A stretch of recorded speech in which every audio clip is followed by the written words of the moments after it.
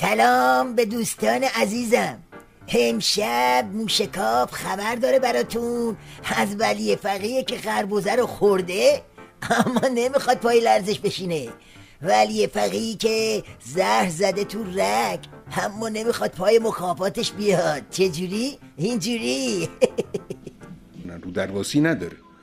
اگر چنانچه میبینید فلان تئاتر، فلان فیلم، فلان کتاب، فلان نشریه با مبانی انقلاب و مبانی اسلام مخالفه، جلوشو بگیرید، باش برخورد بکنید. پشت این بقوق علی گدا یه موش مفلوک نشسته و داره مثل بید به خودش میلرزه. ولی فقیه زرخورده به جایی رسیده که حتی ظرفیت یه فیلم و یه تئاتر و یه کتاب رد شده از فیلتر سانسور و سرکوب خودش رو هم نداره. حالا چرا؟ جوابو از زبون بوسقلمون نمره موقتش تو جمعه بازار نظام بشنوید. دشمن در پس تحریم طراحی نفوذ دارد، هم در عرصه سیاست، اون چرا که موجب فتنه شد در سال 88، همون شعارها، القاء همون تزلزل‌ها و سوء ظن‌ها، اینا علائم خوبی نیست.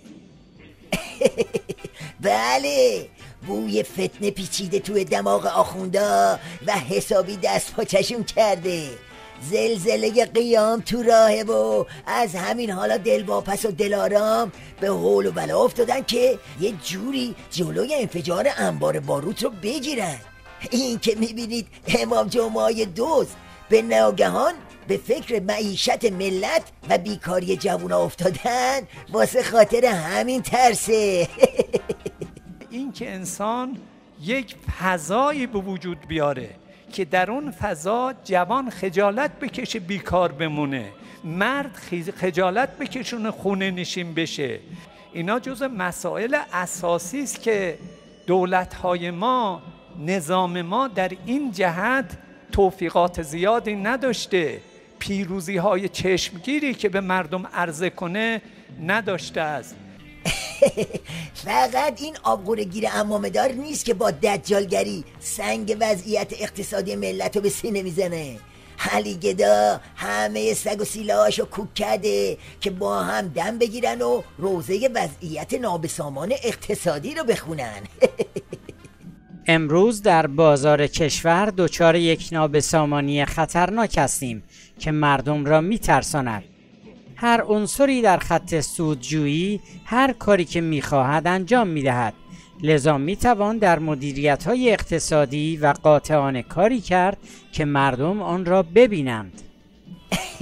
از اون طرف وقتی به ناگهان با اکبر کوسه‌ای مواجه میشید که داره فیگور غمخواری واسه هنرمندا رو میگیره و خودش رو حامی علم و تکنولوژی و آزادی جوونا جا میزنه، به هیچ وجه تعجب نکنید.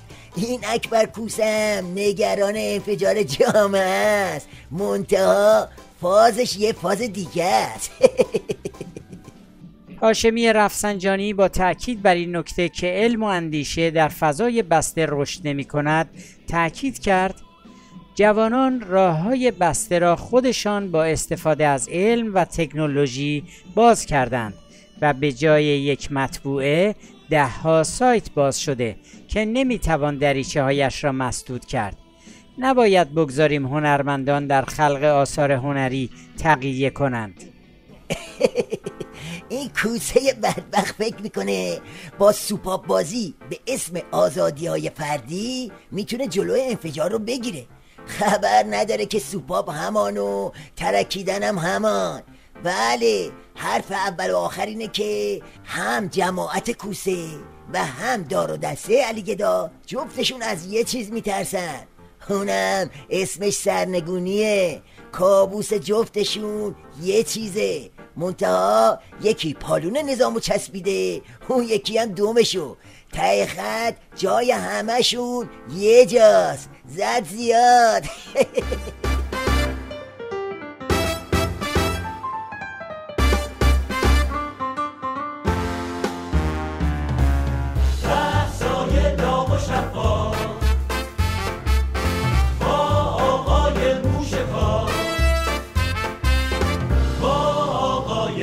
شکار